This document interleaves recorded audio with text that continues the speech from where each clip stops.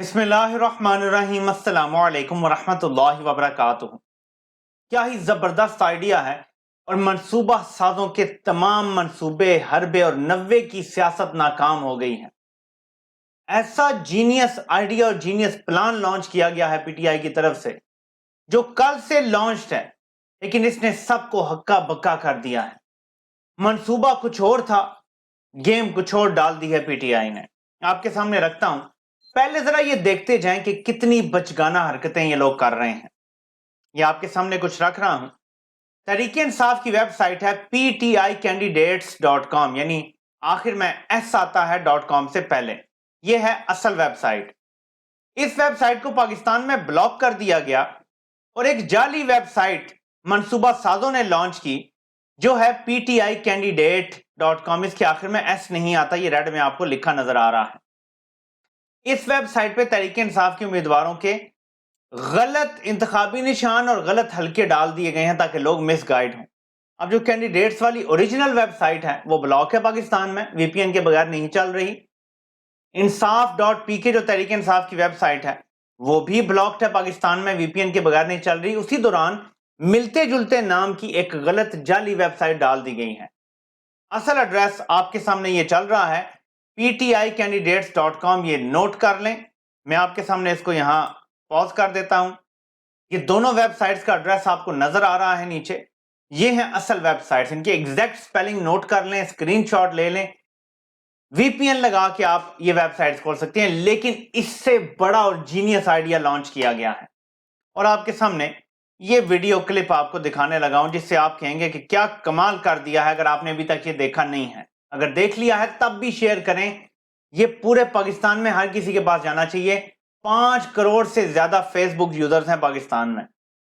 عمران خان کا اپنا جو فیس بک پیج ہے اس کو آپ میسج کریں، حلقہ نمبر NA ڈیش ڈالیں یا ڈیش نہ ڈالیں، ایک سپیس دیں اور یہ لکھیں جو بھی حلقہ ہے آپ کا۔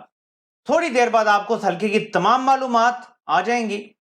ریکٹ کا نشان ہے اس حلقے کا جو ڈالا گیا NA 128، آپ یہ دیکھیں، اور نیچے جو اس حلقے کا واٹس ایپ چینل ہے وہ بھی آ جائے گا جہاں سے آپ کو اس حلقے کی تمام معلومات مل جائیں گی۔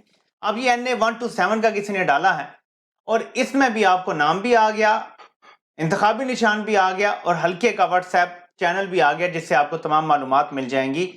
اب NA 181 کا ڈالا جا رہا ہے، یہ آپ چیک کریں، حلقہ بھی آ گیا، یہ ڈک ہے ان کا انتخابی نشان بطخ، اور اس کے نیچے واٹس ایپ گروپ بھی آپ کو نظر آ رہا ہے۔ تو اس طریقے سے یہ ایک جینیس پلان بنا کے پی ٹی آئی نے ان کی ویب سائٹ بلاک کرنے کی ساری سازشیں ناکام کر دی ہیں۔ اب ان کو کم از کم 2 ہفتے انٹرنیٹ بلاک رکھنا پڑے گا، ورنہ تحریک انصاف کے لوگوں کو اپنے حلقے کا تو پتہ چل جائے گا، اپنے حلقے کے امیدوار کا انتخابی نشان بھی پتہ چل جائے گا۔ آپ نے اب کیا کرنا ہے، 8300 پہ اپنا آئی ڈی کارڈ نمبر بغیر ڈیش کے، ڈیش ڈالیں تو بھی ٹھیک ہے، ڈیش نہ بھی ڈالیں تو ٹھیک ہے، لیکن نمبر جتنے بھی ہیں وہ 3 8 7 6 اینڈ تک جو بھی نمبر ہوتا ہے، ڈیش کے بعد جو آخری ایک سنگل نمبر ہوتا ہے نا وہ بھی آپ نے ڈالنا ہے، لیکن ڈیش ڈالنے کی میسج میں ضرورت نہیں ہے۔ وہ پورا نمبر لکھیں اور 8300 پہ سینڈ کریں، آپ کو آپ کا حلقہ نمبر پتہ چل جائے گا۔ اس حلقہ نمبر کو آپ عمران خان کے فیس بک پیج پہ جائیں، اس کے 13 ملین یا 14 ملین فالوورز ہیں، یہ اس کی نشانی ہے۔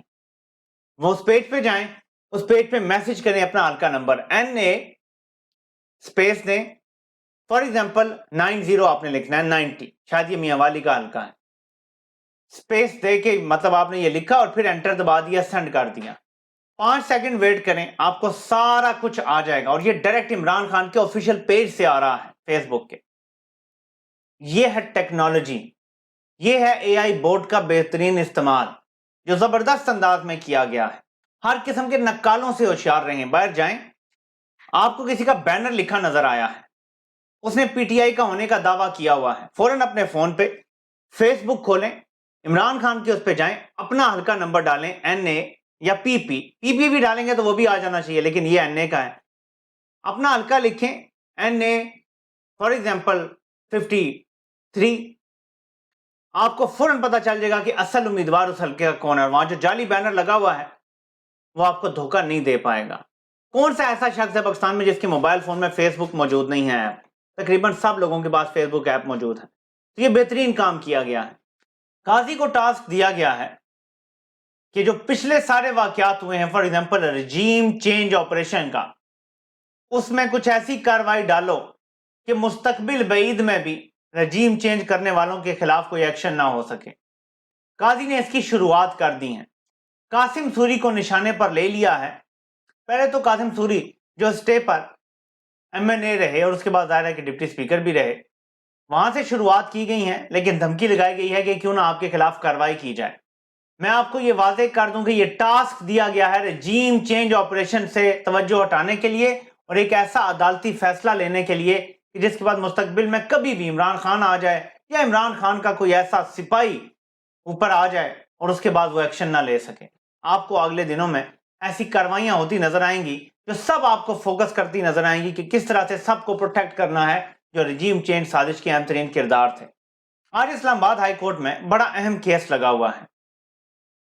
ایون دو عامر فاروق اور طارق جہانگیری صاحب سن رہے ہیں جن سے انصاف کی تو امید نہیں ہے، لیکن جس طرح سے یہ خفیہ ٹرائل کیے جا رہے ہیں عمران خان کے، میرے خیال میں یہ ٹرائل اوپن ڈکلیئر کر دینے چاہیے، اب تک کی کاروائی کالعدم قرار دے دینی چاہیے۔ لیکن ظاہر ہے کہ عامر فاروق انصاف نہیں کر سکتا، بنجر زمین غلہ اگل سکتی ہے، عامر فاروق انصاف نہیں کر سکتا، کیونکہ اس کی جو بھی کوئی ویڈیو ہے، جو بھی کوئی کمزوری ہے، وہ ایسی ہے کہ عامر فاروق چیں بھی نہیں کر سکتا، چوں بھی نہیں کر سکتا۔ یہی حال قاضی کا ہے۔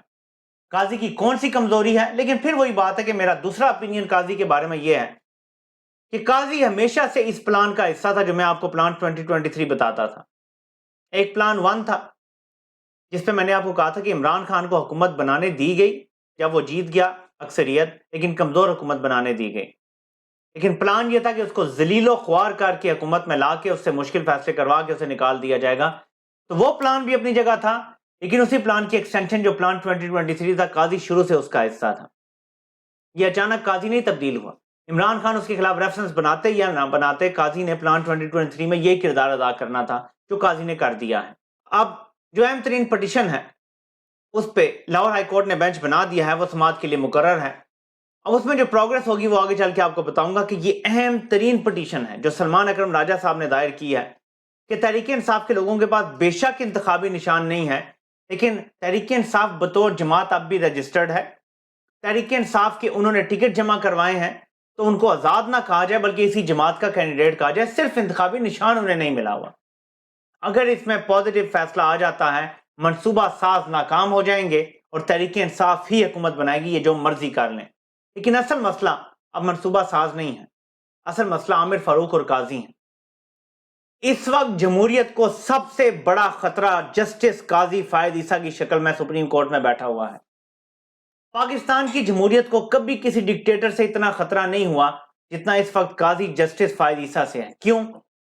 ڈکٹیٹر جو بھی کام کرتا تھا وہ غیر آئینی تھے، قاضی جو بھی کام کر رہا ہے وہ سپریم کورٹ کا چیف جسٹس بن کے کر رہا ہے، اس کو پورا کانسٹیٹیوشنل کور ہے۔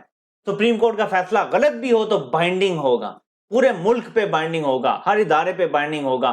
مستقبل میں وہ فیصلہ کیس لاء کے طور پہ کورٹ بھی ہوگا اور سپریم کورٹ جو کہہ دیتی ہے وہ سب نے ماننا ہی ماننا ہے مستقبل میں بھی۔ سو قاضی جو فیصلے کر رہا ہے اور آگے کرے گا، یہ کانسٹیٹیوشنل کور کے تحت ڈکٹیٹرشپ چلائی جا رہی ہے۔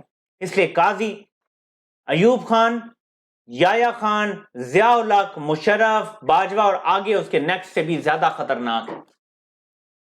اس لیے قاضی کا ریٹائر ہونا پاکستان میں جمہوریت بحالی کا شاید کوئی پیش خیمہ ثابت ہو، لیکن اتنی ذلت کیا صرف وقت پہ ریٹائر ہونے کے لیے مول لی گئی ہے؟ مجھے تو ایکسٹینشن ہی نظر آ رہی ہے، لیکن اگر نہیں بھی ہوتی تو آگے بھی انہوں نے ایک مورا تیار کیا ہوا ہے۔ میں بھی دوبارہ نام نہیں لینا چاہتا، جب وہ آئیں گے ان کا کنڈکٹ دیکھ کے دیکھا جائے گا، لیکن گیم بہت لمبی ہے، تقریباً 10 سال کی گیم ہے، اور یہ آپ نے 8 فروری کو ناکام بنانی ہے، ورنہ آپ کی غلامی کے لیے تمام منصوبے مکمل ہیں۔ آپ کی نسلیں بھی اس ملک میں غلامی کہلائیں گی اور غلامی ہی کریں گی ان کی۔ 8 فروری کو آپ نے اپنی نسلوں کو آزاد کروانا ہے۔ آپ سے انشاءاللہ پھر ملاقات ہوتی ہے۔ اللہ پاک آپ سب کا حامی و ناصر ہو۔ آپ سب کے سننے کا بہت بہت شکریہ۔